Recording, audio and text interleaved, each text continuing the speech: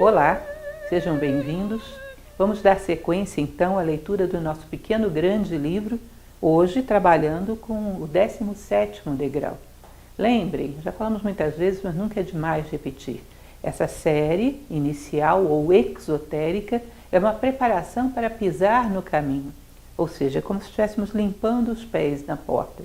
Ela ainda é uma lapidação moral, uma preparação para aquilo que virá depois, que serão os degraus internos, esotéricos, que são aqueles que já tratam propriamente da caminhada.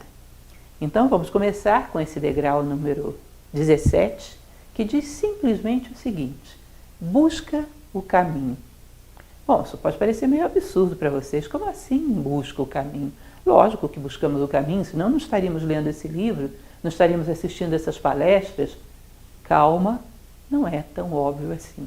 Aliás, é muito pouco provável que estejamos de fato buscando o caminho. Muitas vezes buscamos aquilo que podemos obter de vantagens pessoais, de destaque, de vaidade, pelo fato de aparentemente trilharmos o caminho. Então eu sou mais sábio do que todo mundo, eu sou reconhecido, eu atinjo uma projeção, as pessoas começam a fazer um culto à minha personalidade. Tem um monte de vantagens que fazem com que o caminho propriamente dito, a sabedoria propriamente dita, seja um mero meio para atingir uma outra coisa. Essas pessoas não estão buscando o caminho. Nós, muito poucas vezes, estamos de fato. De vez em quando é bom a gente parar e se perguntar: opa, o que é que eu estou buscando? Qual é o meu objetivo final? Porque quem não busca o caminho não vai chegar a ele. Amar a sabedoria em si, e não o que você pode obter através dela. Amar o mistério. Eu gosto muito de um livro que talvez vocês conheçam, que é Esse Último Lugar da Terra, que narra a disputa entre Scott e Amundsen pela conquista do Polo Sul. E você percebe claramente essa polaridade dos dois. Um buscava de fato o mistério, a descoberta de algo que ninguém tinha visto, e o outro buscava uma projeção pessoal altamente competitiva. E toda a sua trajetória é marcada pela intenção que cada um tinha. Então a sobriedade de um, a precipitação do outro, tinha tudo a ver com aquilo que eles realmente buscavam. Gosto muito desse livro porque me parece quase que um Bhagavad Gita real, histórico. Uma luta entre aquele que é fiel ao seu caminho e aquele que é fiel à sua personalidade. Então quando dizemos busca o caminho, muito raramente realmente o estamos fazendo, se é que já o fizemos. O que eu quero agora, para a cena, eu quero que vocês gostem de mim, querem que me ache o máximo, quero que alcance destaque, ou eu quero, de fato, encontrar alguma coisa do caminho e compartilhar com o máximo de pessoas que eu possa, para que elas também o encontrem? Isso é uma pergunta dura de se fazer, e a resposta em geral é amarga. É difícil obter essa busca do caminho em si, não poluída por nenhum outro tipo de interesse. Então, buscar o caminho faz com que a gente considere, como alguém que faz um curso do qual gosta muito, considere as provas como obstáculos necessários para propulsioná-lo a um outro patamar de consciência. Não considere as provas como perseguição nem injustiça. Considere que é uma oportunidade de galgar um outro nível de compreensão. Aquele velho método que eu já falei para vocês, mais eficaz que já foi inventado, de sair de um patamar e ir para o outro, que é uma escada, que tem um patamar vertical que é colocado diante de você, obstáculos, provas, e um patamar horizontal, de paz, de silêncio, um silêncio temporário, porque daqui a pouco a vida vem e coloca outro obstáculo na frente de nós. Então é importante entender que aquele que realmente busca o caminho começa a considerar as dificuldades como oportunidades. Isso é natural e só afiam a sua garra de seguir adiante. Existe uma passagem muito bonita no livro que diz o seguinte: aquela passagem cristã de buscai o caminho, a verdade e a vida, ele comenta dizendo: primeiro buscamos o caminho, queremos realmente, depois através do caminho encontramos a verdade e só aí temos vida. Vida realmente humana você só tem a partir daí. Então primeiro o caminho e a verdade, e aí realmente teremos vida, com V maiúsculo, a vida que merecemos como seres humanos. Continuando, o 18º degrau diz o seguinte: busca o caminho recolhendo-te para o interior. Busca o caminho, primeiro elemento importante para buscar o caminho, recolher-se para o interior. Mas um elemento que não é tão simples, que muitas vezes quando nos recolhemos para o interior, o que vemos aqui dentro são reflexos da vida exterior. Eu fecho os meus olhos, vou me recolher, vou fazer vida interior. E o que eu penso? No que aconteceu ontem, no que aconteceu anteontem, no que deve estar acontecendo agora, no que fulano deve estar falando, no que fulano deve estar fazendo. Ou seja, não é interior isso é um reflexo do exterior do lado de dentro. E, portanto, traz as mesmas dualidades, traz as mesmas contradições e não oferece nada. E você nem sequer tocou a porta do interior, nem bateu na porta. Então, saber o que é buscar o interior e saber quando o encontrou. Eu recomendo um pequeno exercício, que é algo muito simples, que é de encontrar, fazer uma caixinha de primeiros socorros, encontrar aquelas coisas mais belas que provocam a elevação da tua consciência. Eu recomendo muito a arte em todas as suas acepções, mas também serve lembrar de um momento de honra, de um momento de justiça, de um momento de nobreza de um ser humano. Isso também ajuda. Todas essas coisas bonitas, tal canção, tal quadro, tal balé, seja lá o que for que você goste, põe essas coisas belas, tal leitura de tal livro, tal passagem de tal oração, tal gesto que fulano fez, tal exemplo de ciclano, coloque isso numa caixinha de primeiros socorros espirituais. Se essas coisas são realmente eficazes para você, o que você vai perceber é que elas te geram um estado diferente de consciência. Anote isso. Porque nesse momento você está falando com um eu mais profundo, mais legítimo. Converse com ele. Pergunte do que você gosta, por que essa música te agrada, o que ela provoca em você, que tipo de afinidade você tem com essa obra de arte, com esse gesto desse homem, por que você se identifica com isso. Anote isso, faça uma entrevista com teu eu interior, porque aí você constrói a si próprio por definição. Sempre que quiser se encontrar com ele novamente, evoca esses atributos. Bom, o meu eu interior é isso. Quando ele tem essa manifestação, quando pensa dessa maneira, quando tem esse tipo de afinidade, esse só realmente eu. Qualquer outra voz é uma voz acessória, é um reflexo do lado de fora, dentro de nós. Então isso provoca uma identificação, é um ponto de referência. A beleza nos traz uma ferramenta muito, muito útil, eu diria que imprescindível, para fazermos a nossa identificação. Não é à toa que no sufismo as escolas eram belíssimas, para que o homem andasse cercado de convites para elevar a sua consciência e cada vez mais criar essa identificação, para que ele tenha um ponto de referência de quem ele é. Ou seja, buscar o caminho recolhendo-se para o interior significa saber onde fica esse interior, identificá-lo, saber o endereço, saber a direção. Isso exige um certo esforço. Aconselho, faça um exercício de buscar a si próprio usando a ferramenta da beleza. Por isso se diz que uma sociedade que não valoriza o belo tem muita dificuldade de vida interior, é muito superficial. Não valorizar o belo é ficar na superfície das coisas, porque perdemos uma ferramenta preciosa. O 19º vai dizer o seguinte: busca o caminho avançando decididamente para o exterior. Vejam, tantas vezes já usamos algumas frases como honrai as verdades com a prática, Helena Blavatsky. Já usamos a frase socrática, só é útil o conhecimento que nos torna melhores, outra frase muito famosa, todas elas dizendo o seguinte: por muito espirituais que sejam os graus de consciência que a gente obtenha, não podemos nos abster de estar no mundo, porque não estamos aqui por acaso, não caímos por acidente. Estamos porque existe alguma missão, algum trabalho que se espera de nós e que talvez só possa ser feito por nós. Isso não é vaidade, não, isso é uma lei da natureza. Já falei para vocês que o imperador Marco Aurélio, filósofo estoico, dizia que a morte de um único homem empobrece, porque é uma realidade ímpar e irrepetível, com a qual eu deixei de travar contato. Então nós devemos buscar falar a nossa palavra, deixar a nossa marca no mundo, porque por isso viemos ao mundo, para agregar alguma coisa ao mundo, à humanidade, que é a nossa família. Então, a ideia de buscar o caminho não apenas buscando a vida interior, mas também projetando-a sobre o exterior e deixando marcas no mundo. É o contrário do que a gente falava no degrau anterior, que a gente pega o mundo externo e projeta dentro. Agora vamos encontrar o mundo interno e projetá-lo fora. Essa é a ideia.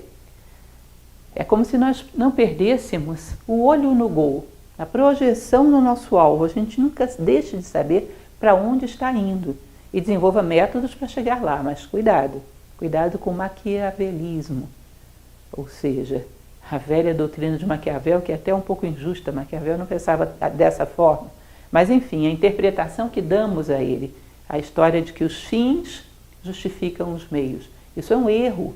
Meios e fins têm que ser coerentes, porque senão não te conduz a esse fim. Meios incompatíveis com o fim vão te conduzir para outro lugar, para o engodo, para o engano.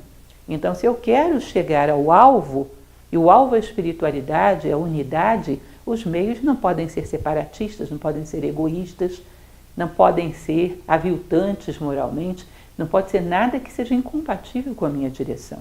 Isso é um erro crasso. E outra coisa que é importante considerarmos nessa busca do nosso caminho, projetando-se para o exterior, avançando decididamente para o exterior, é não pisarmos, mas também não aceitarmos ser pisados. Exercitar o respeito e a sua contraparte necessária, que é a dignidade. O respeito pelo outro tem como base o respeito por si próprio, que é a dignidade. Sem um não existe o outro. Respeitar o outro sem respeitar a si próprio é uma convenção, é aquilo que eu chamo de comportamento moral sem consciência moral. O respeito é lato sensu em todas as direções, inclusive na nossa própria direção. Exercer o respeito acompanhado de dignidade. Isso é muito importante para garantir que as etapas do nosso caminho sejam condizentes com o nosso fim. Busca o caminho, mas não em uma direção única. É o 20º degrau. Não em uma direção única. O que significa isso? Buscarmos o caminho com a plenitude da nossa natureza, com tudo aquilo que somos multifacetados, não poupar esforços, não regatear possibilidades. Então, se eu tenho a possibilidade de encontrar a Deus através do meu trabalho, que eu procure no meu trabalho. Se eu tenho a possibilidade de fazê-lo quando cuido das minhas crianças, procure no cuidado das minhas crianças. Se eu tenho habilidade para artesanato, que eu procure no meu artesanato, que eu procure em tudo aquilo que eu faço, na grandeza de expressões das quais eu sou capaz. Tudo eu faço direcionado para um único ponto, como as faces de uma pirâmide, tudo direcionado para o mesmo alvo. Isso tem muito a ver com aquilo que falamos de ver a Deus em todas as coisas, ou seja, no trabalho, na devoção, na beleza, na mística, na atenta observação da vida, no estudo das leis do ser. Ver a Deus em todas as coisas, ver a Deus inclusive nas dificuldades, nas duas dimensões do degrau, ou seja, no impulso e na estabilidade, na paz, nesse momento de silêncio interior, que nós vamos ver já já, que segue a tormenta. Encontrar a Deus em todos esses episódios do caminho, justificá-los, redimir a nossa vida da arbitrariedade, de uma certa maneira sacralizá-la inteira, ou seja, colocar a plenitude do nosso ser iluminada para um único foco. Como eu posso empreender melhor do Dharma, da lei da vida, da justiça, da bondade, através disso que necessariamente eu tenho que fazer. As pequenas atitudes do dia a dia.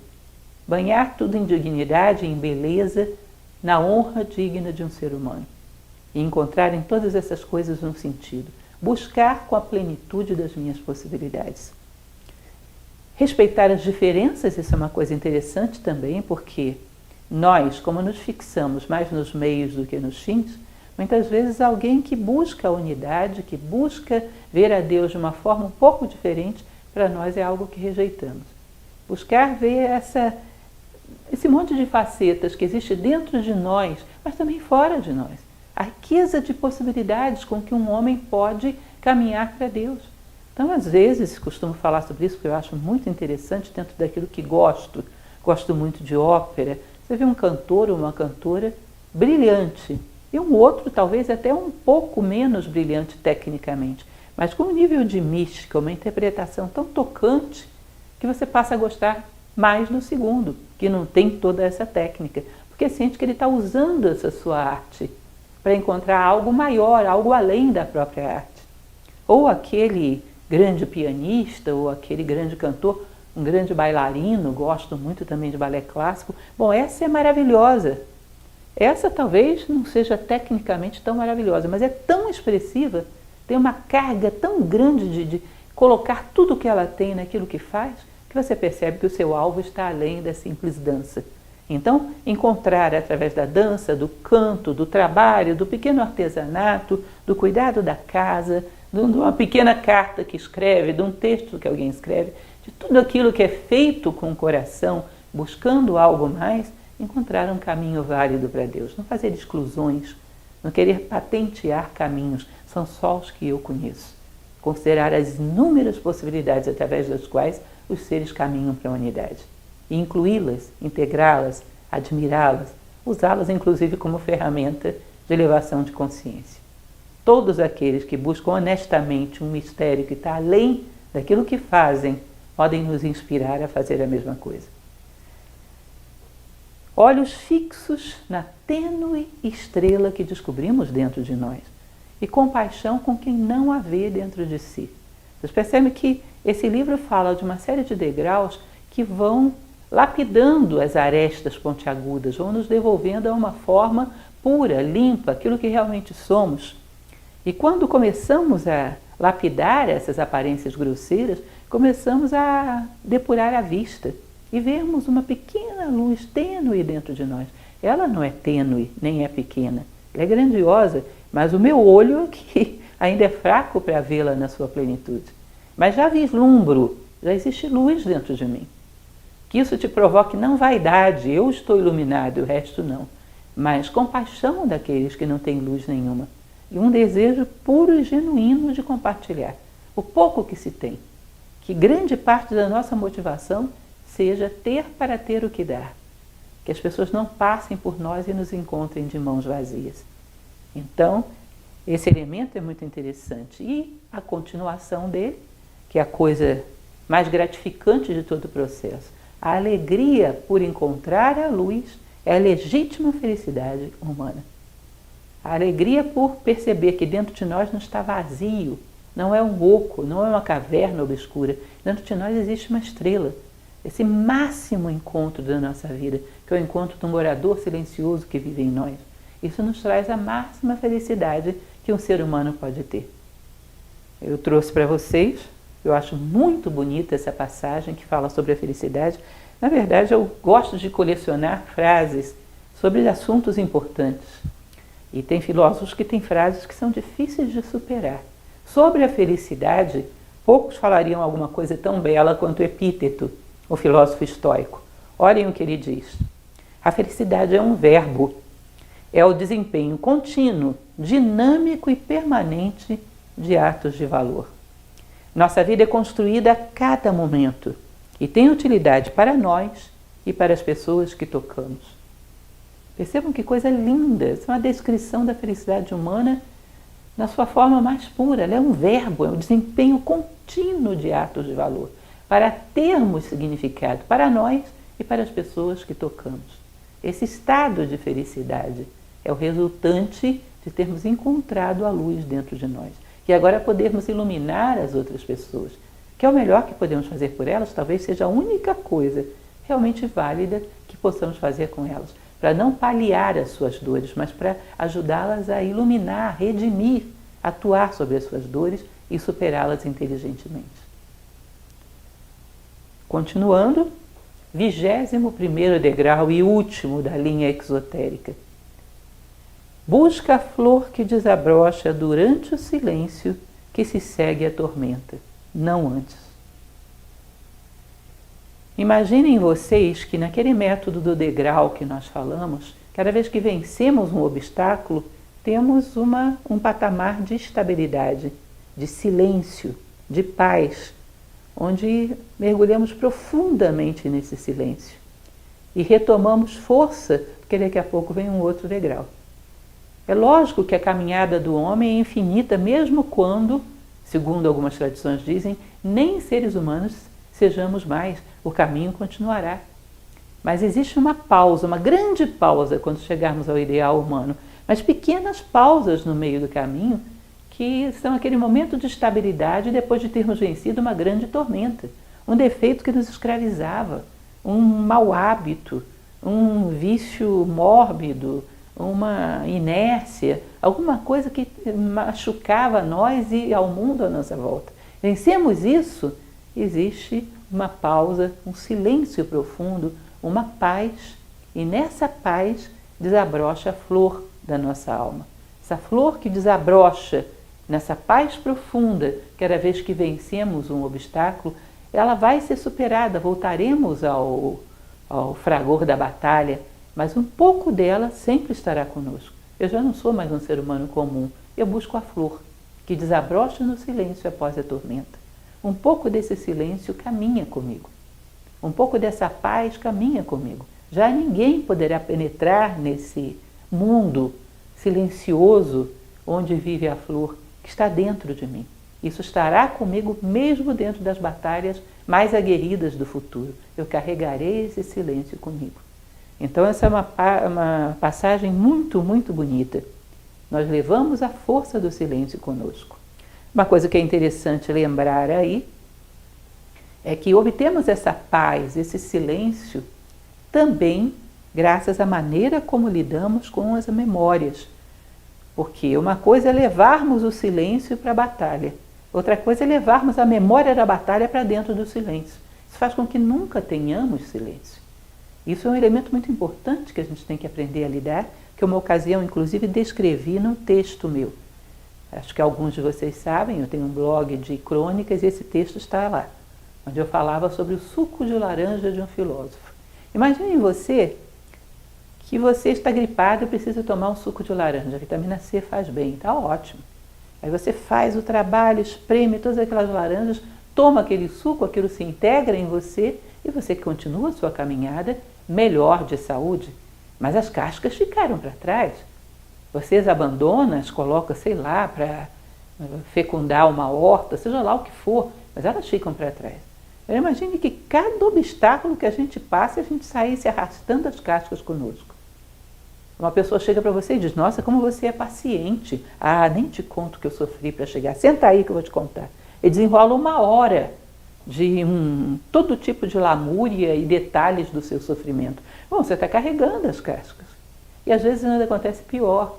Porque a gente espreme todas essas laranjas, extrai o suco e não bebe o suco. Só leva as cascas. Ou seja, o benefício que a experiência poderia nos trazer, não traz. Porque a nossa amargura é tanta, a gente está tão fixado na amargura, que só leva a amargura. Não leva os benefícios da experiência. Teríamos que levar os benefícios que cada experiência nos trouxe, integrado em nós, agregados àquilo que somos. E saber deixar para trás as cascas da experiência.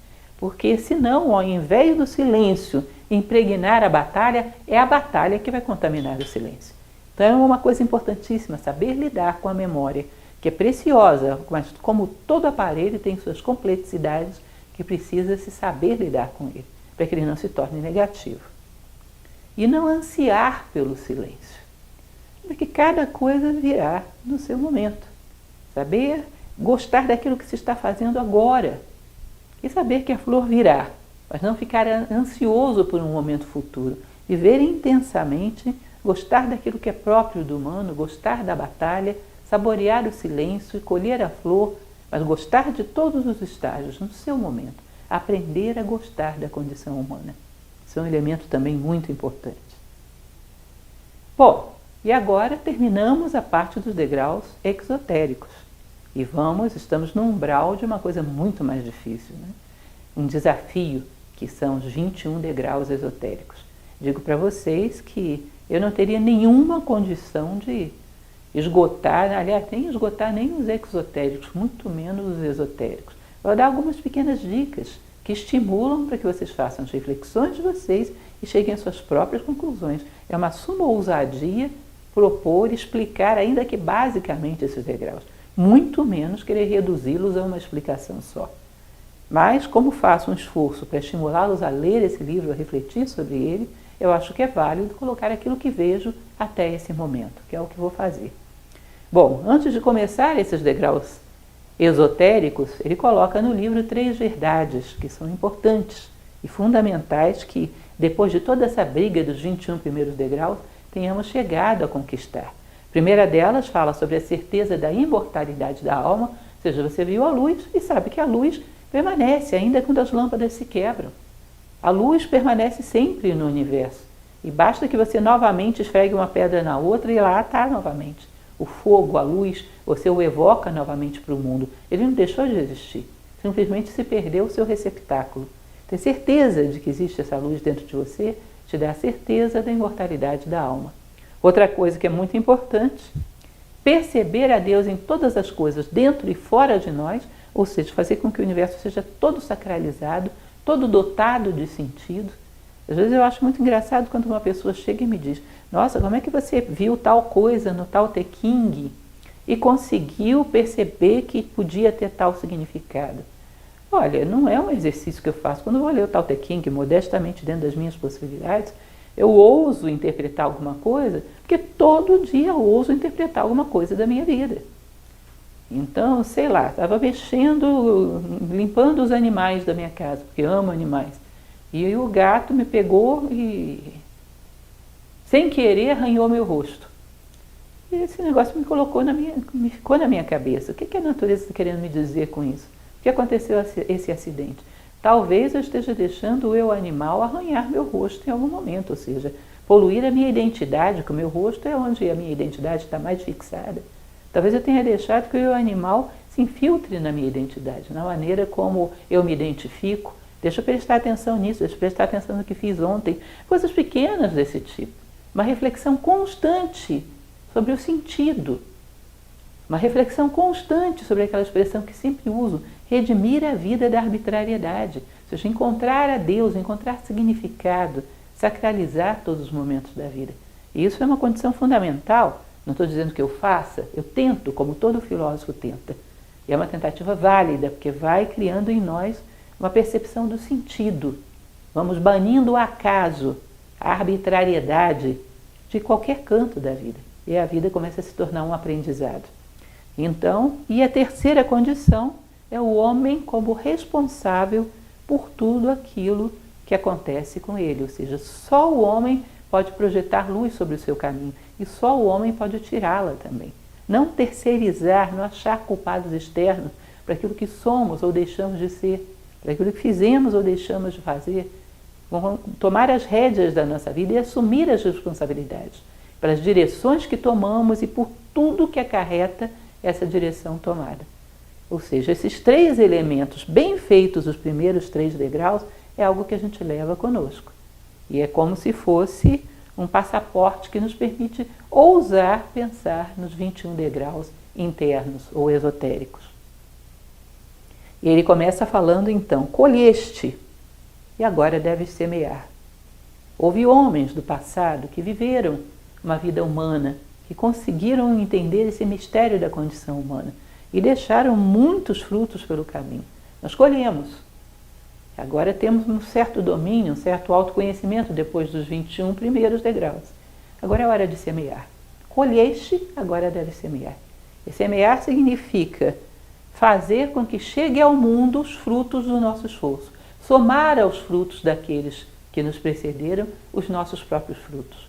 Nossa colheita, ele coloca uma lista bem interessante: colhemos confiança, percepção, compaixão, autocontrole, fortaleza interna, vislumbre da luz e coragem para buscá-la. Isso é um patrimônio muito grande, isso colhemos até aqui. Agora teremos que semear, para que outros colham da nossa busca no futuro. Porque é assim, é uma corrente. O elo, imagine que você tem uma corrente, um elo vem e se prende nela. Ele não vai ser um elo se ele só quiser receber. Porque o primeiro tremor da corrente, ele cai fora. Ele se torna um elo quando ele aceita receber e que outros recebam através dele. Ou seja, alguém vai grudar aqui e vai continuar o caminho. Aprendizado só é completo quando aceitamos transmiti-lo adiante, passar adiante. Então agora é a nossa hora de semear. E vamos então para o primeiro degrau esotérico.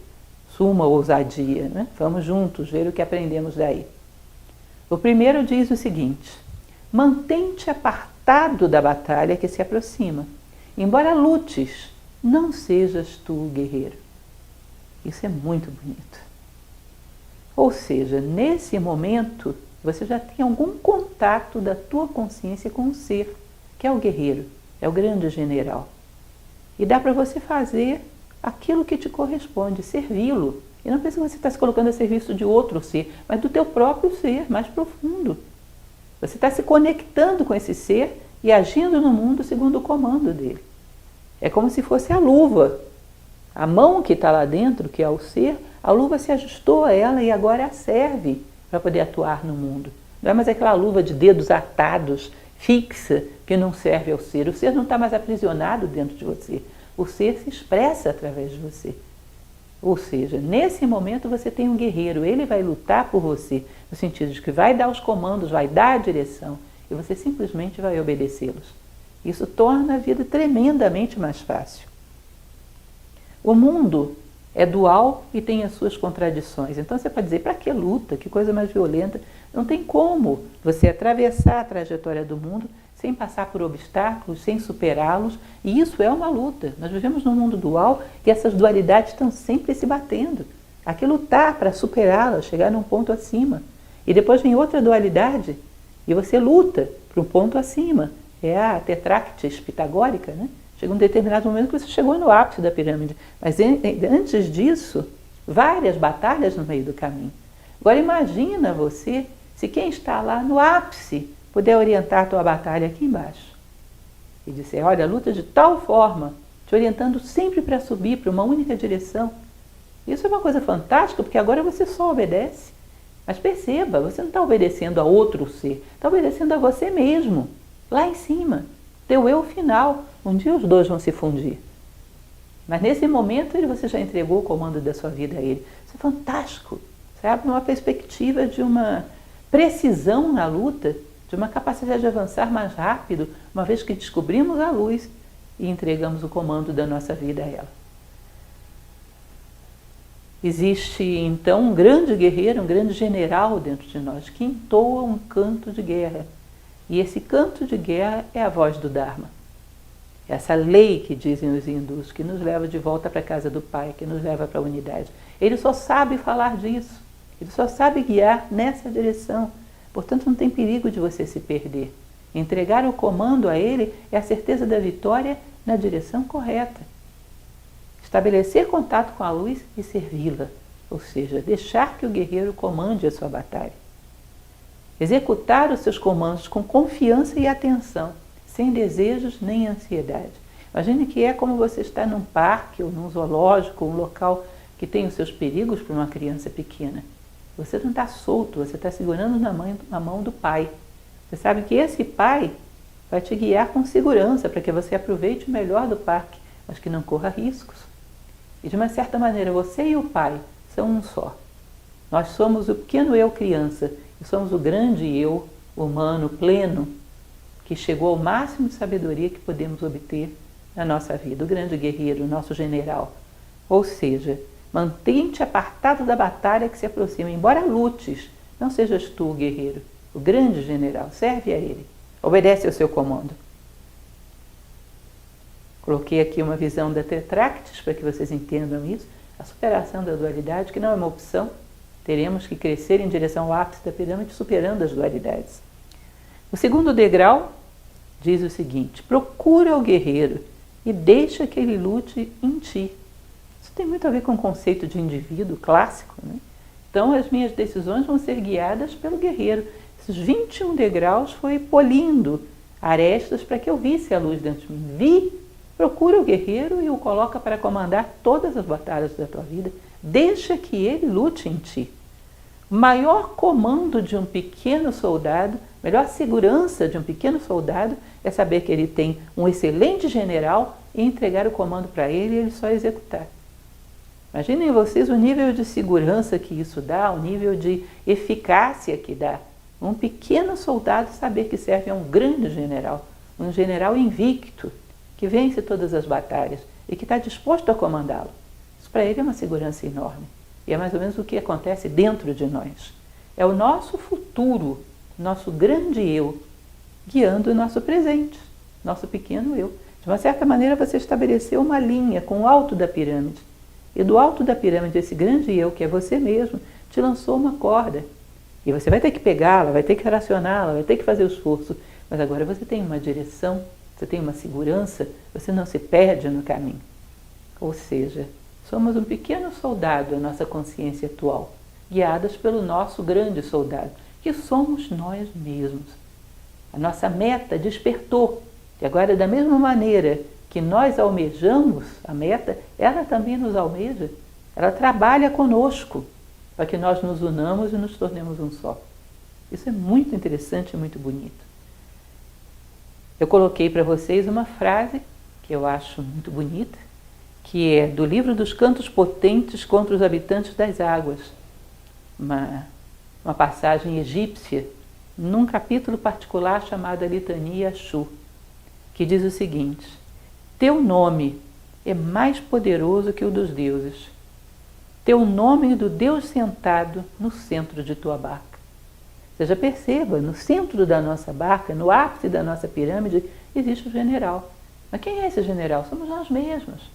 Mas nossa consciência está identificada com aquele pequeno remador que está lá na popa do barco. Mas temos atrás de nós um general que agora nós ouvimos a voz dele.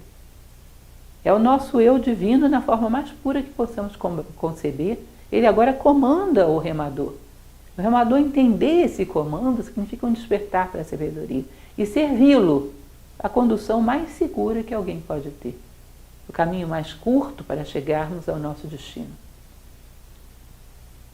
Os egípcios também falam muito disso, de uma forma muito bela. E o terceiro degrau diz o seguinte: recebe suas ordens para a batalha e obedece-as. Ou seja, quando você sentir a voz do teu general, obedece-as. Você se preparou e fez um esforço enorme para ouvir a voz do silêncio. Uma vez que a ouve, honra as verdades com a prática. Coloca em prática na sua vida as vozes de comando da tua luz, do teu eu interior, a tua voz de silêncio. Não hesita, não tenha dúvida que isso seja um axioma. Eu ajo segundo o comando do meu guerreiro, do meu general. Fechar os ouvidos aos ruídos de todos os mundos. O que não é Dharma não é som. Perceba isso, Dharma, essa grande lei do universo, braço de Deus estendido sobre o cosmos. Ele tem uma voz. Mais adiante vamos falar sobre isso, a canção da vida. Essa música das esferas, a canção da vida, ela é o único som. O resto tudo mais é ruído. Fechar os ouvidos a todos os ruídos do mundo e ouvir a voz do Dharma, a canção da vida. E é um caminho seguro que fazemos não só por nós, mas para que possamos nós também guiar com mais eficácia aqueles que vêm atrás. Ser um referencial que redime aqueles que estão um passo atrás de nós, 2 passos atrás de nós. Que nós possamos ser um fator de soma, um fator de aproximação deles em direção à sua própria luz. Que no final das contas é a luz de todo o universo, é uma só, se funde no final numa única luz. Bem, isso por hoje é tudo, e é muito, né? Dá uma boa reflexão. Eu espero que vocês possam acompanhar lendo o livro e que lembrem daquele conselho de Helena Blavatsky. Uma página de um ensinamento digno, válido de ser conhecido, deve render pelo menos uns 20 minutos de reflexão. Uma página. A compreensão de um livro começa quando você fecha o livro. Não acabou aí, começa. Esse não é um livro para você fechar a página e esquecer. É um livro para você fechar a página e carregar a força dele contigo por toda a vida. Aprendam a ler. Livros desse nível exigem uma dedicação muito grande. Aprendam a ir experimentando como ler em profundidade. Levar esses ensinamentos contigo pela vida fora e ir verificando comprovações dele dentro da sua vida. Porque isso te dá um endosso e uma segurança que ninguém rouba de você. Fulano disse, bom, alguém pode negar. Fulano disse e eu confirmei na minha vida. Criou raiz. Ninguém mais tira de você. É isso, muito obrigada e nos vemos na próxima adiantando mais os degraus internos. Um abraço.